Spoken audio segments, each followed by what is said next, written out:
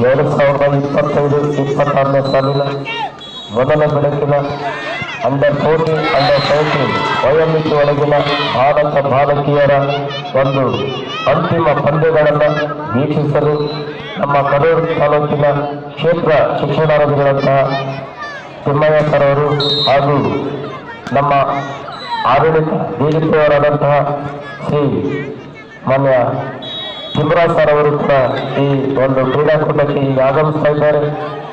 ಅವರೆಲ್ಲ ನಮ್ಮ ದೈಹಿಕ ಉಪನ್ಯಾಸಕರ ಗ್ರಾಮೂರ್ತಿ ಸರ್ ಅವರು ಹಾಗೂ ಡ್ರೈವರ್ ಸಂಘದ ವಿಪಕ್ಷ ಸರ್ ಅವರು ಹಾಗೂ ಟಿಪಿಗಳಾದಂತಹ ಜಯದೇವ್ ಸರ್ ಅವರು, ಮಹೇಶಣ್ಣ ಸರ್ ಅವರು, ನಮ್ಮ ಕರ್ನಾಟಕ ರಾಜ್ಯ ಸರ್ಕಾರಿ ನೌಕರ ಸಂಘದ ಅಧ್ಯಕ್ಷರ ಅನಂತಣ್ಣನವರು ಅವರನ್ನ ಈ ಒಂದು ಆಟವನ್ನು ವೀಕ್ಷಿಸಲು ಕರೆತರುತ್ತಿದ್ದಾರೆ. ಅವರಿಗೆ ಹೃದಯಪೂರ್ವಕ ಸ್ವಾಗತವನ್ನು ಕೋರ್ತಾ ಇದ್ದೇನೆ. ಹಾಗೆ ಅವರಿಗೆ ವೆಲ್ಕಮ್ ಕೊಟ್ಟಿರುವಂತಹ ನಮ್ಮ ಕರ್ನಾಟಕ ರಾಜ್ಯ ಪರಿಷತ್ ಸದಸ್ಯರಾದಂಥ ಎಲ್ಲಿ ರಾಮಚಂದ್ರ ಸರ್ ಅವರು ಕೂಡ ಅವರಿಗೆ ಸಾಥನ್ನು ಕೊಡ್ತಾ ಇದ್ದಾರೆ. ಅವರಿಗೆ ಹಾಗೂ ನಮ್ಮ ಕ್ಷೇತ್ರ ಶಿಕ್ಷಣಾಧಿಕಾರಿಗಳಾದಂತಹ ಪರಶುರಾಮಪ್ಪ ಸರ್ ಅವರು ಹಾಗೆ ನಮ್ಮ ಅಕ್ಷರದಾಸ ನಿರ್ದೇಶಕರಾದಂತಹ ವಿಜಯಕುಮಾರ್ ಸರ್ ಅವರು ಅವರಿಗೆ ಸಾಥನ್ನು ಕೊಡ್ತಾ ಇದ್ದಾರೆ. ಅವರಿಗೆ ಹೃದಯಪೂರ್ವಕವಾಗಿ ಸ್ವಾಗತವನ್ನು ಕೊಡ್ತಾ ಇದ್ದಾರೆ.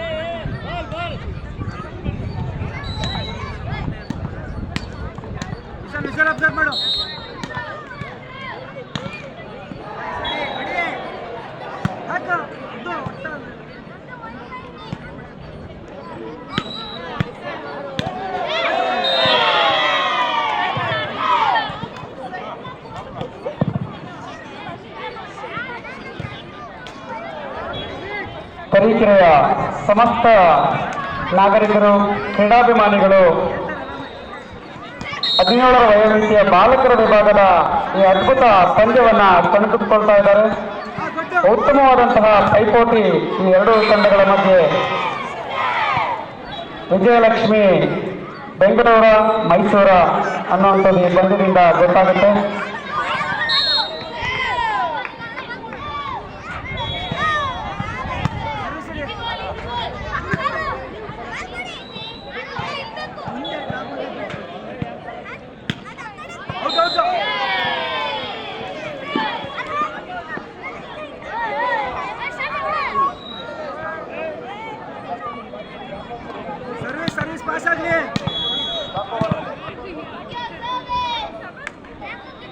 ಗೋಪಿ ಸರ್, ಅದು ವಾಕ್ ಓವರ್ ಇದೆ.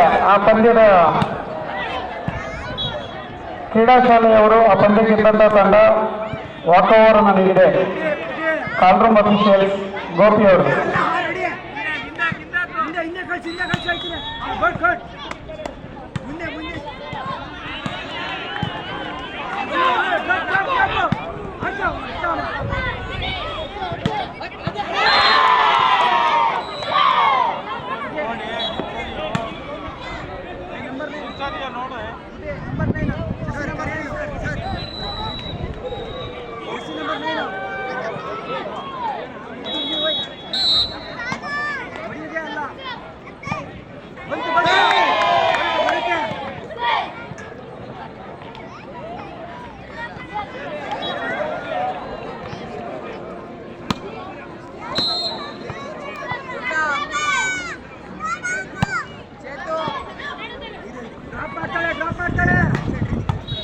ಈಗ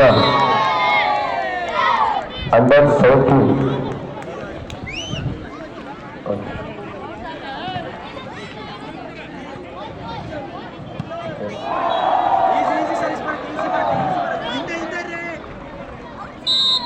17 ಬಾಲಕರ ವಯೋಮಿತಿ ಏನಿದೆ 17 ವಯೋಮಿತಿಯೊಳಗಿನ ಫೈನಲ್ ಪಂದ್ಯ ಈ ಒಂದು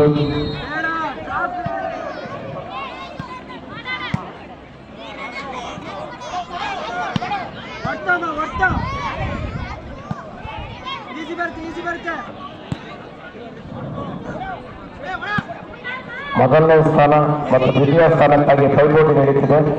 ಆತಿಥ್ಯ ವಹಿಸಿದ ಮೈಸೂರು ವಿಭಾಗ ಹಾಗೂ ಹೋದ ವರ್ಷ ಆತಿಥ್ಯ ವಹಿಸಿದ ಬೆಂಗಳೂರು ವಿಭಾಗ. ಈ ಬೆಂಗಳೂರು ಎರಡನೆಯ ಸೆಟ್ಟಿನಲ್ಲಿ 10 ಅಂಕ, ಮೈಸೂರು ವಿಭಾಗ 4 ಅಂಕವನ್ನು ಪಡ್ಕೊಂಡಿದೆ. ಮೊದಲ ಸೆಟ್ಟಿನಲ್ಲಿ ಮೈಸೂರು ವಿಭಾಗ ಗೆದ್ದಿದೆ.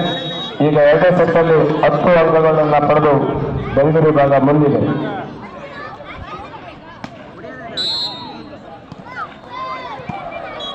ಒಳ್ಳೆಯ ಕಡತ ನಮ್ಮ ಟೆಸ್ಟ್ ನಂಬರ್ 10 ಮೈಸೂರು ವಿಭಾಗದ ಹುಡುಗನಿಂದ.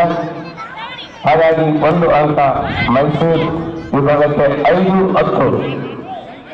ಮೈಸೂರು ವಿಭಾಗ 5, ಬೆಂಗಳೂರು 10.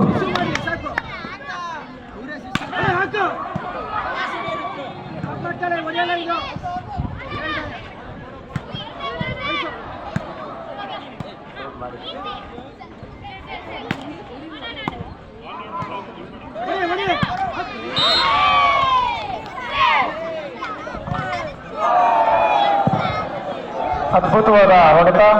ಟೆಸ್ಟ್ ನಂಬರ್ 1 ಬೆಂಗಳೂರು ವಿಭಾಗದ ಆಟಗಾರನಿಂದ.